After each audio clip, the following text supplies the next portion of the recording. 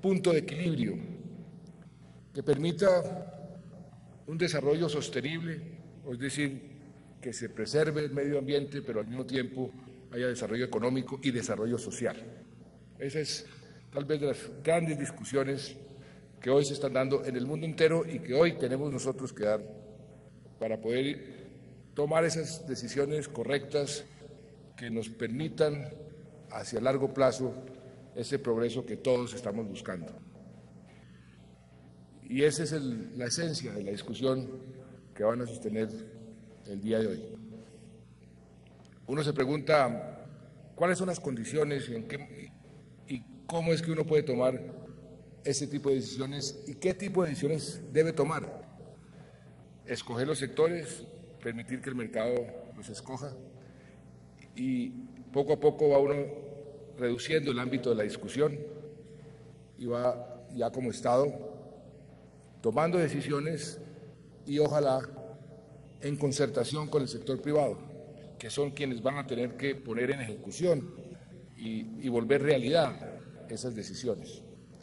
Y ayer hablábamos con Larry Summers sobre uno de los grandes desafíos de la humanidad, desafíos de los Estados Unidos y desafío colombiano.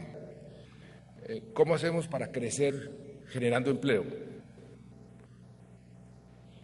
¿Y cómo combinamos ese crecimiento generador de empleo con el caso colombiano?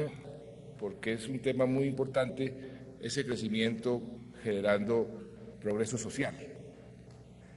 ¿Y cómo hacemos para que también ese progreso social y esa generación de empleo sea compatible con la preservación del medio ambiente? Todas esas son discusiones de gran profundidad, de gran calado, que nos toca tomar en este momento a los colombianos.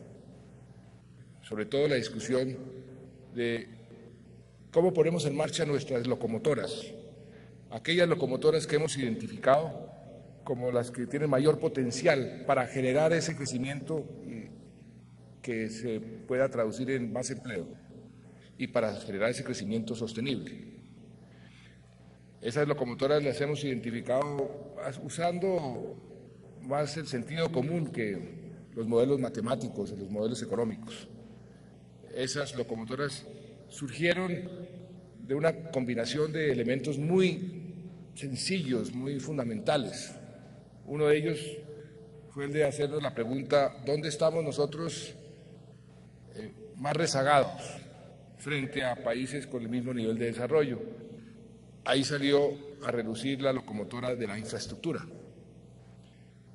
Y nos hicimos el planteamiento simple que si hacemos las inversiones necesarias para ponernos al mismo nivel de los otros países con el mismo desarrollo nuestro, que eso sería suficiente para darle un empujón importante a la economía y que al mismo tiempo contribuiría enormemente a una de las condiciones necesarias para lograr los objetivos, que es la competitividad.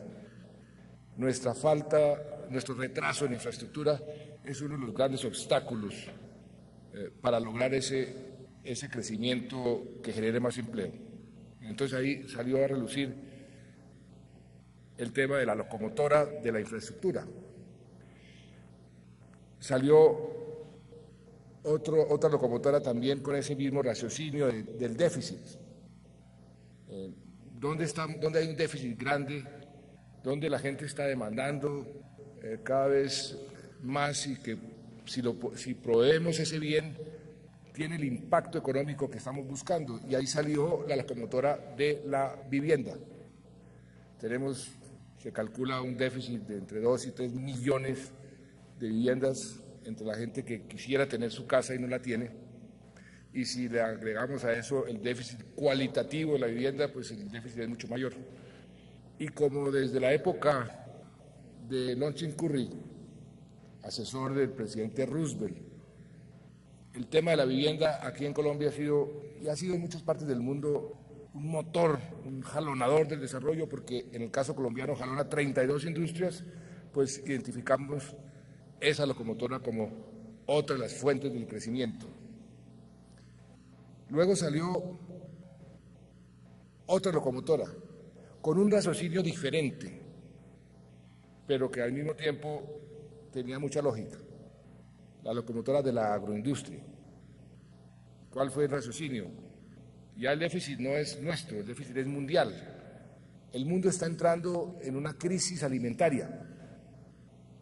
Estamos viendo cómo en China, en la India, en Indonesia, cada vez hay más gente consumiendo alimentos y cómo los precios de los alimentos han venido subiendo en los mercados internacionales y cómo son pocos los países en el mundo que tienen una frontera agrícola para aumentar su capacidad de producir alimentos sin destruir los bosques tropicales que son el pulmón del mundo. Colombia es uno de los 8 países que tiene ese potencial.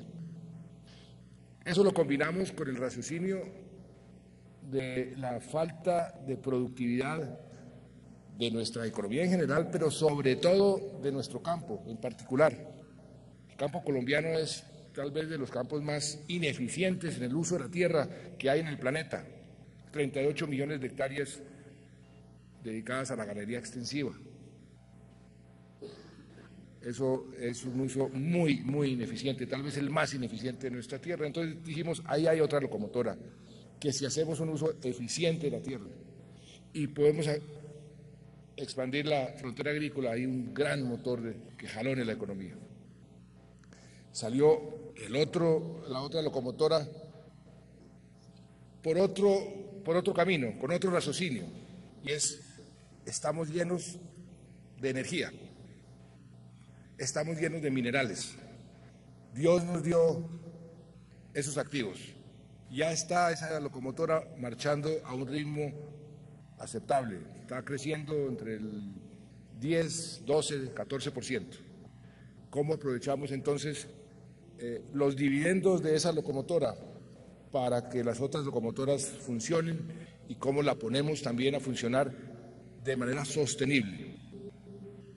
Porque nos va a dar recursos, pero esos recursos tenemos que administrarlos con mucha inteligencia y mucha prudencia, porque no podemos entrar en la enfermedad holandesa.